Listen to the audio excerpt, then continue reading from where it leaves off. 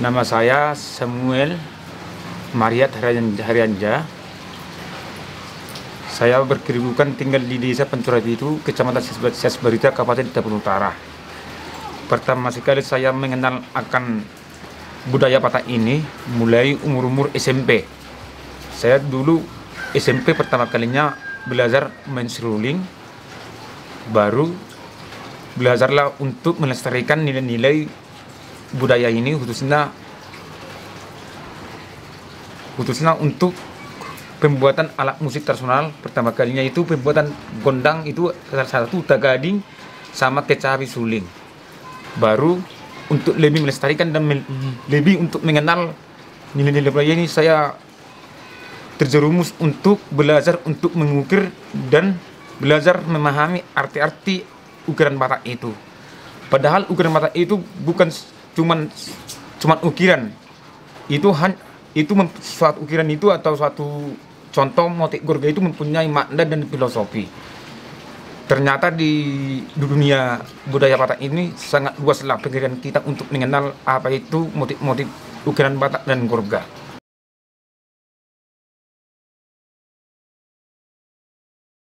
Inilah sebuah ukiran yang menceritakan tentang perjuangan si Borobudur Paruzar terhadap naga Padoha. Memang kalau dibilang naga, memang kalau binatang naga memang gak ada di orang Batak. Tapi pada cerita dulu permulaan orang Batak itu turunnya dari langit. Awalnya itu dari si Borobudur Paruzar turun ke Dolok Busuk Buhit itu yang berada di daerah Samosir Sancur mula-mula. Jadi saya bikin ukiran ini untuk lebih mengetahui ini bahwa Batak itu memang mempunyai cerita yang lebih luas, asal usul cerita Batak, di mana si Borobudur Paruzar berperan untuk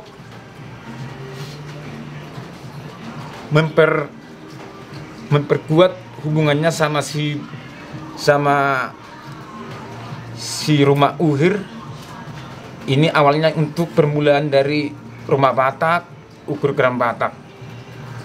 Dan di mana si Borobudur Paruzar ini yang menjinakkan suatu naga Padoha, di mana naga Padoha itu selalu mengganggu atau menggoyang bumi. Makanya orang Batak bilang ada itu naga Padoha Suhul. Itu saya bikin ini, namanya ini sahan naga. Di mana itu kalau dulu ada itu piti-piti orang Batak, entah dibikin itulah suatu namanya hobung. Saya bikin ini entah bisa dibikin tempat obat lah, obat bawa Batak itu kemarin tempat-tempat uangnya itu dari tanduk atau naga bersarang atau hombung atau rombi. Jadi dari ukiran inilah menceritakan awal mulanya si Borobudur Paruzar turun dari langit ke tanah Batak gitulah. Tertarik saya dalam mengukir suatu cerita patung ini, saya dulu pernah bertanya asal usul tentang pertenunan orang Batak. Rupanya awal mula itu orang Batak, si Borobudur Paruzar dulu itu udah bertenun. Jadi namanya dulu itu pertenun, bukan pertenun. Sekarang namanya pertenun.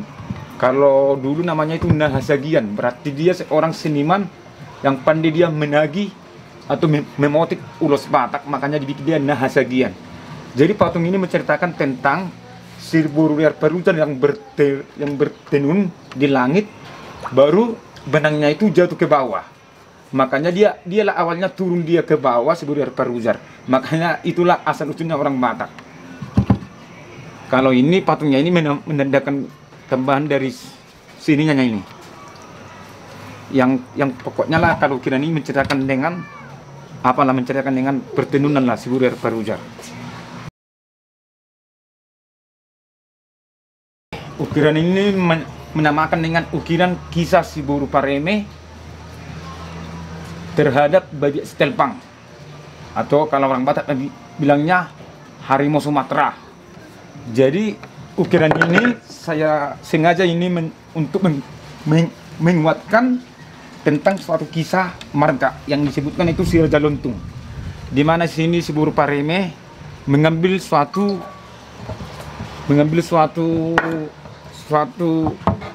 tulang yang tersangkut di mulut harimau. Di mulut harimau. Dari sinilah mulanya harimau sama si Buru Pareme dekat.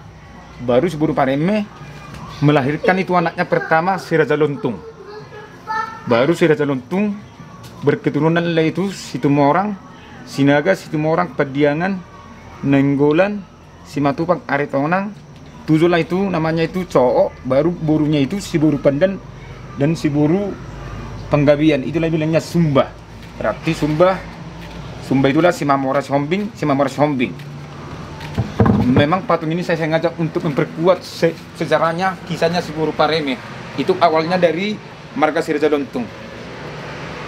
Ini terjadi kemarin ceritanya ini di Ulun Darat, di mana itu si Buru Pareme diusir dengan itu-itunya karena perbuatannya yang ada yang tidak kurang dalam istiadat Batak. Makanya dia sampai pergi dia ke suatu hutan yang dinamakan hutan Ulun Darat.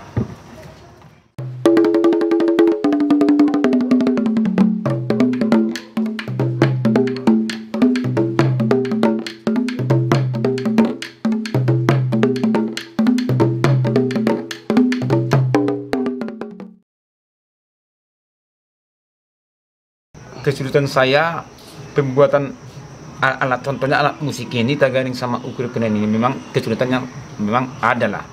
Contohnya untuk pencarian kulit, karena kulit ini bukan sembarangan kulit. Contohnya buat Tagaring ini, baru kayu pembuatan untuk ukur kenen ini memang sangat sulit. Kita memang banyak kayu, tapi kayunya ini bukan sembarangan.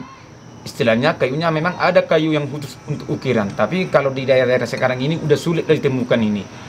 Haruslah istilahnya harus cari-cari di daerah-daerah mana aja, memang ada, tapi bukannya kita memang ada itu bukannya bisa langsung kita bikin suatu patung, harus perawatan juga itu. Contohnya kayunya kita pilih yang kayu yang lebih keras, udah ditebang itu harus direndam dulu supaya nggak ada penyakit kayunya kayak bur-bur dia gitu. Pembuatan patung ini memang kalau dibilangnya lamanya ini bisalah kita bikin lamanya 1 bulan. Karena apa? Khususnya pembuatan patung ini tidak memakai alat mesin.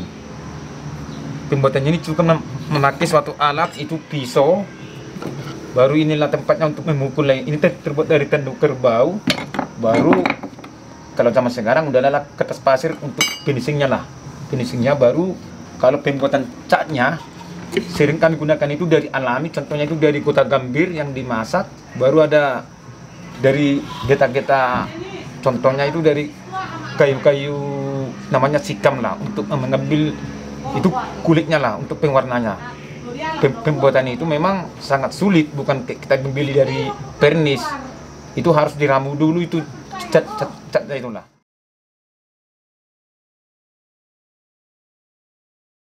Harapan saya kepada pemerintah, saya berharap kepada pemerintah untuk memajukan khususnya ini budaya Batak inilah, karena saya di bidang ukiran, di bidang budaya Batak. Saya sekali pertama memohon kepada pemerintah untuk tidak meninggalkan nilai budaya Batak ini, khususnya di Gurga Batak Gondang, bahwa itulah sebagai lambang jati diri sebuah karya kita lah, atau dari penemuan dari nenek moyang kita. Kepada pemerintah sebagai untuk pelestarian nilai budaya Batak ini, tolonglah pemerintah untuk memperhatikan para seniman-seniman yang tinggal di Taputnya. Terima kasih.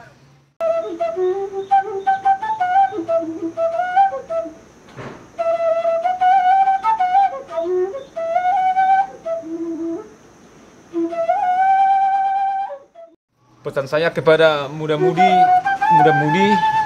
supaya tidak meninggalkan atau tidak, supaya tidak, pesan saya kepada muda-mudi supaya tidak meninggalkan apa itu budaya Batak itu, bahwa budaya Batak itu sangatlah bagus untuk kita pelajari, untuk mengenal, khususnya di dunia ada istiadat, baru di dunia apa itu tentang ukiran ini, makna ukiran ini sangat pentinglah sama kita. Pesan saya sekali lagi sama muda-mudi supaya cintalah akan budaya kita.